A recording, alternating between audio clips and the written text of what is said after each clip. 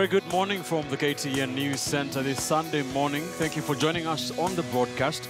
It is the 22nd day of October 2017, exactly 3 days and 18 hours until Kenyans go to the vote in that repeat presidential election on Thursday, the 26th of October 2017. A lot has been happening across both sides of the political divide, and of course in the Independent Electoral and Boundaries Commission, the latest of which is that the IEBC has received the first batch of ballot papers to be used in the Thursday repeat presidential election. The IEBC did inspect those ballot papers fresh from Dubai. Remember, they were printed by Dubai-based firm Al Ghurair, and they are here in the country, the first batch, as IEBC continues to prepare for the 26th of October repeat presidential election. Right, my guests are already here with me, and I have 5 guests this morning to just take us through some of these issues, some of the possible scenarios ahead of that repeat poll, and what both sides of the political divide are saying. Remember, NASA have insisted there will be no election. They have boycotted the election on the 26th. They said there will be protests on that day. Jubilee has said that the election will go ahead. The IEBC has said also that the election will go ahead as was directed by the Supreme Court, even despite the turbulence at the Electoral Commission, the latest of which is the resignation of Dr. Roslyn Akombe as the commissioner of the IEBC. Let me now introduce my guest here in the news center with me. I have with me Dismas Mokua, political risk analyst. I have with me Hesbon Owila, political commentator. Has been missing in action for quite some time. Welcome back, Hesbon. Thank you. I have with me Mark Bichache, political commentator, not new to you, but very new on the show. Karibu Bwana Mark. Asante sana. And Mutinda Kavemba, political strategist, here with us. Thank you for joining us on the broadcast. We shall be joined later on in the next half hour or so by Kanisha's Meso, political strategist for Jubilee. Will be joining us from our physical studio. Let's take a look at some of the stories making big political headlines, starting with the Sunday Nation. Chebukati calls talks on election hotspots. And of course, IEBC is set to meet tomorrow on the fate of the election in at least 5 counties, where election officials have reported hostility from members. And of course, these are NASA, what the so-called NASA strongholds.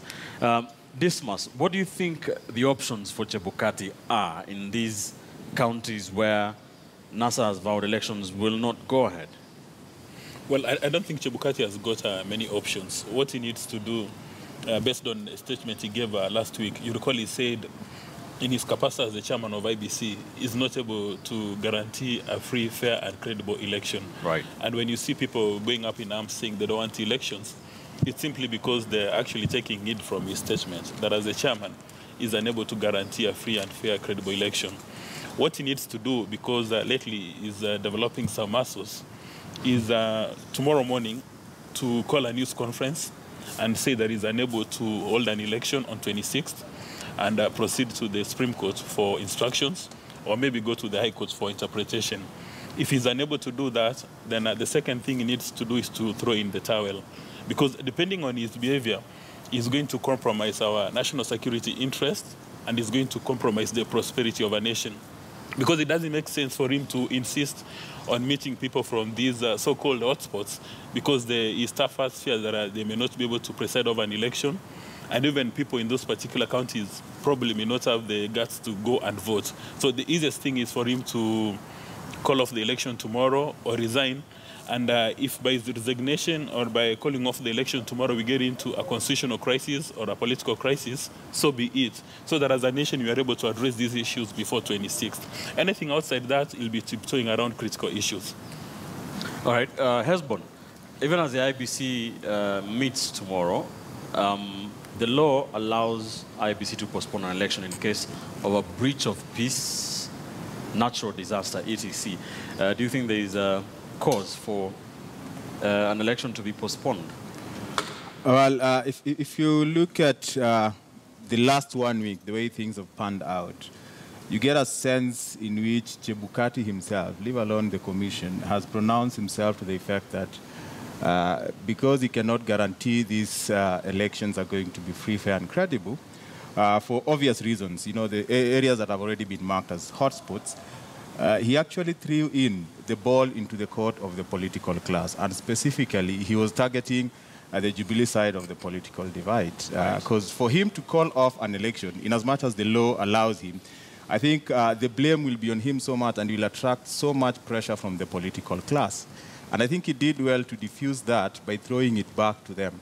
So that because they are the key players in this, they have a say in whether we need to have an election with this turbulence that characterizes the socio-political and economic environment right now, or we sit down and find the best way forward that will ensure that we have an election in an environment that is free of turbulence, that is free of any kind of mischief by anyone.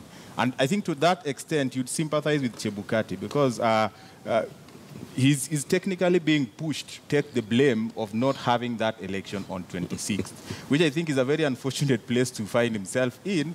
And if he was to be pushed so much to the point of resignation, I think would even be in a worse situation than we are now. So from where I sit, I want to believe that, you know, the key political players are listening and they're taking heed of what IBC and specifically Chebukati is trying to communicate. Ben, can you allow me to buttress his point? In my view, Mr. Chebukati has no business meeting with President Kenyatta or Mr. Raila Odinga. When you're a referee in a soccer match for 90 minutes, you have no business meeting those captains because the rules are very clear. It's supposed to deliver a free, fair, and credible election. If you meet the captain for one team, you'll say, I've got a one-week player. Can you allow me to come in with 13 players? The other guy would say, instead of us being 90 minutes, can we do 100 minutes? Right. He's got a constitutional mandate. He knows the right thing to do. If you go meet with Mr. Raila Odinga, he'll give you a set of conditions. You meet with President Kenyatta, they'll give you a set of conditions. But he's got the constitutional backing. In his capacity as the chairman, he knows what to do. He knows he must deliver a free, fair, credible election. All right. He now has the guts to admit that he cannot guarantee that same election. So why would he want to push the nation into an election on Thursday, whereby he knows the outcome of the results, that it's not going to be free, fair, and credible, which is unacceptable? Mark, what is your take on this? I am trying to contain my laughter at the hilarity of the following statements that my brothers have said. Number one, you cannot create a crisis, be the benefactor of that crisis, and cause that crisis to be the reason why you want elections to be postponed. This is what I mean.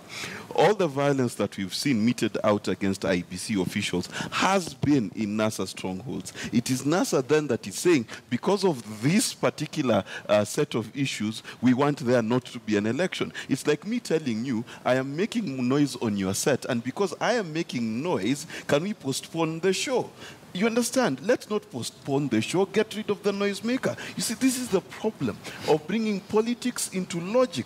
It is a logical problem. What is the logical problem? Stop doing violence against the IEBC. Because that is what Akombe noticed. She said in her letter that I have seen my staff being attacked. Where? In NASA strongholds. I've seen my staff being intimidated. Where? In NASA strongholds. I've seen the IEBC working under extreme circumstances. Why? Because there are over 50 cases that have been filed. Okay? So here's the thing. This is not a Jubilee or NASA thing, as Dismas has said. The IEBC has a constitutional mandate to hold an election. Yeah. We need to hold an election before the 60 days lapse. All right. Because there's no need of creating a crisis and then becoming the benefactors of that crisis. It cannot work. You cannot be both the problem and the solution. Before Mutinda says something, Hesbon, do you agree with that? Ben, I totally disagree. You know what Mark is trying to say? That the crisis is the demonstration that has increasingly turned violent, which is missing the point. You see, Akombe did raise that, though. He did raise that. And remember, before Akombe resigned, she was actually sent by Chebukati in areas to assess the situations. Yes. But that is besides the point. The point is, this violence, these demonstrations, as I would want to call them, he would want to call them violence. What is the genesis? I think that is the problem that we need to address. Did people just wake up and decide we are going to demonstrate? No. So we should not even be talking about these demonstrations. We should be talking about the reasons why people are demonstrating. So Right. if these reasons are addressed and somebody is still demonstrating, then you'd be saying that All this right. is somebody who's causing a crisis. If you'd allow me 20 seconds, just 20 seconds to answer him. I'm not talking about demonstrations. Okay. I am talking about people who went on social media and said the IEBC is training staff at place XYZ, go and do something about it. That's what I'm talking about. There was intentional and malicious intent to go into a training facility where the IBC is being trained and to flush them out. This is what happened in our country. All right, Mutinda, Yes. what are your thoughts on this? First is to put things back. You know, sometimes we can argue and we argue without putting things into context. The truth of the matter is that we have a constitution and we have the law. And it is actually NASA that went to court and got the presidential election results annulled. Yes. And the Supreme Court was very clear. It is actually not a directive of the Supreme Court. The Supreme Court was just reinforcing what the Constitution says, that in case the presidential result is nullified, we need to go back to an election within 60 days. Then, as a matter of political strategy, one of the players, and actually the one who went to court, decides that for one reason or the other, they are not going to comply with that. Yet it is the Constitution, the same Constitution that we've all been quoting whenever we feel like our rights have been violated. So arguing outside that, what should guide IEBC is the constitutional mandate. So that if they have issues, then it is about, because the law, like Hezbollah has correctly put it, the law is very clear that they can actually suspend the election in areas. You've actually also quoted it here, where there is a breach of peace, where there is natural disaster, and such things. So the thing is, the problem is there is one party that is deliberately out to sabotage the election. That is the truth of the matter. Because we've said time and again that the law in Kenya does not make it compulsory for anyone to vote. So the thing is, if you're not interested, and yet no one is doubting that this is a legal and constitutional process. So trying to sabotage it, trying to disrupt it is clear lawlessness. So the thing is, we are saying, let us not go that route. If you do not want to take part in this election, then keep off. But do not go the extra mile of disrupting, sabotaging, or ensuring that the exercise does not take place. Because now that will be breaking the law, that will be unconstitutional. And like my brother here said, you cannot, because it has been very clear, and it has not actually been a secret, that there are people who want us to push, us to, the Constitution is black and white. There are people who want to push this country into gray areas for political expediency, so that we are not clear as to what we should do, so that as we now grovel in the dark, they can get away to probably get into government. Yet the Constitution is very clear again as to how Kenyans can form government. There is only one way of forming government under the current Constitution, and that is through elections. All right. Ben, the Constitution is very clear on many things, as Mr. Kavemba has indicated. And to paraphrase Article 81, it says, an election in Kenya shall be held in an atmosphere free of corruption, free of violence, and free of intimidation. That's number one. And then number two, the person in charge of IBC himself, Mr. Chebukati, has indicated in black and white, and you could see that he was very furious, that he's not able to guarantee a free, fair, and credible election on 26th. He actually demanded the resignation of a number of officers, and nobody has resigned. But we understand that Mr. Chiloba is going on leave for the next couple of days. How one wishes that Mr. Chiloba actually went on leave as soon as the Supreme Court found that the election was not free, fair, nor credible. All right. Those are the pertinent issues. And also, when Mr. Kavemba talks about the Constitution, the Supreme Court indicated that the repeat poll must be held in strict conformity with the Constitution and relevant regulations and acts of Parliament. And Mr. Chebukati has not demonstrated that, in fact, he has identified those illegalities, those irregularities, and is going to address them. So why would you want the entire nation to go back to an election and repeat the same mistake all over again. All right. There's something I would want to say about what you're Let's saying. bring in Meso first. Let's hear his initial thoughts on this. Let's bring in Kanisha's Meso, political strategist. He did run for the Jubilee ticket for Dagoretti North constituency. He now joins us. I'm sure you've been following this conversation. What are your initial thoughts on this issue? Thank you very much. I've been following keenly. And my thought is that Chebukati has a mandate to deliver free, fair, credible election to Kenyans. The same constitution that actually instructed Chebukati through Supreme Court to hold a repeat election, as my colleagues actually state, that Chebukati has a right to call off the election. And the very Chebukati constitution also gives him, or the act, it gives him mandate to proceed with the election, yes. And then areas that are seemed to be violent, he can call off election, those areas, not entire election in the nation. That is also within the act. What we are saying today is that the situation the way it is, we need to go on and have that election. Elections that will be free, fair, and credible. And it has been said that all agents from political divide will be given powers to scrutinize, to check, and anything that is announced by the polling officer has to be cross-checked by the agents. So I don't see where the fear is, though people are trying to just create fear in Kenyans. Let Kenyans go and vote. All right, we'll get into this conversation in much more detail, talk about the two sides, talk about the IEBC and their options, talk about the country and where it finds itself in 3 days to that repeat presidential election. I want us to very quickly in the next few minutes just take a look at the other stories making headlines in newspapers this morning. Very quickly, Dismas, page 3 of the Sunday Standard, dressed to kill. This is a story of politicians, most of them allied to the Jubilee side, dressed in military attire in some of these political rallies, including nominated Senator Cecily Mbarire and the Kirinyaga Governor Anne Waiguru.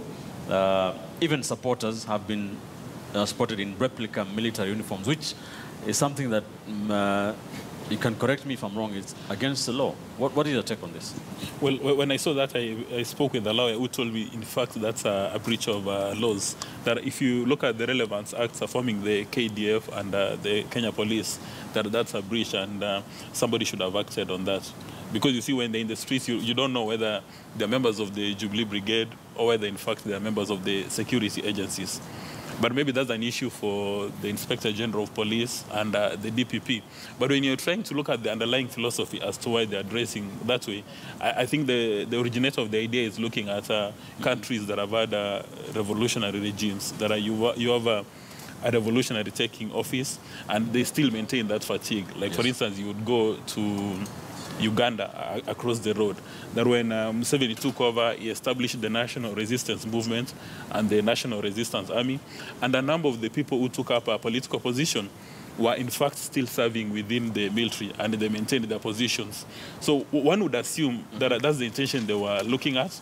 And another perspective is that Jubilee is reminding all Kenyans who is in office, who is running the show, that in case it's lost on observers, that President Kenyatta is still head of state. Mark, what is your take on this? It's been from the Jubilee side mostly.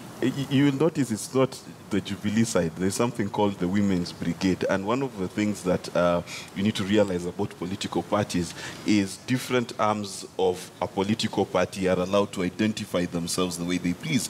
This is not uncommon. You've seen it in the ANC, you will see it in Ghana, where the Women's Brigade chooses to dress a certain way. Now, how women dressed in army fatigues is a threat for a man such as Dismas, I don't know. I don't think it's not a threat to me. Let me finish. It's at the national level. Let me finish. Yeah, do not confuse me with the law. Let me finish.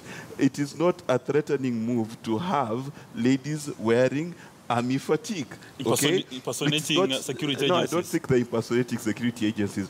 Their hearts are red. Let's start there. Okay? And two, it is a symbol of the unity of the women within Jubilee to march towards progress, not to march towards war. You don't use women for war. All right, Hezbollah. But you have female military From a leaders. communication perspective. This is a narrative that, situated broadly, is trying to counter the daughters of Raila narrative. You know, they came out, they were sleek, they were doing things, and Jubilee had to react. And I think the reaction that we are seeing from Jubilee is trying to communicate where power resides, and the fact that even if the other side of the political divide has diligent followers among the women, they have women who are not just diligent followers, but gallant soldiers. They're trying to evoke that image of these are fighters for the current government, fighting for Uhuru Tano Tena, which, from where I see it, is a brilliant move from a communication point of view. Yeah, I want to agree with Esbon. This is just about political organization and mobilization. And they thought that strategy is good for them, and somehow it seems to be working now that the likes of Dismas are very jittery about it. If you go to South Africa, for instance, actually the official title of the EFF party leader is CIC. He's commander-in-chief, you can imagine. It is just a strategy for political, and we have Zuma, who's the legitimate But what does the one. law say? I mean, I've heard people have been arrested for being dressed in replica military fatigue. Yeah, I wish someone, I wish the person who has said he talked to the lawyer, Dismas, could quote the exact section of the law that is being violated, so that we debate that point from a point of information. Because as I sit here, I am not aware of any law that makes that an illegal move. That one I have to say. But if then it is about the law will take its course. But as at now, I just think it's about political organization and mobilization. It's an effective strategy, actually. All right. Let's take a quick... Ben, if you go to 20 seconds. Yeah, if you go to my village and you meet people who do not know how the military or security agencies dress, if they see a member of the women brigade, they may actually get confused. They may think this is actually a member of the National Security Agency. And you don't even need to know the Constitution very well to know that impersonating anybody, especially a public officer, a military officer, a policeman, is illegal. All right. Let's take a quick commercial break here on the show. Time is running out very quickly. It is now 26 past the hour. When we return, we'll get into that conversation that we started earlier proper, talking about the run-up to the repeat presidential election on the 26th of October. That is this coming Thursday. It is 3 days and 18 hours to go. Just what are some of the scenarios that both sides of the political divide and the IEBC are faced with, and what is going to happen in the next 3 days? We talk about that and more when we return.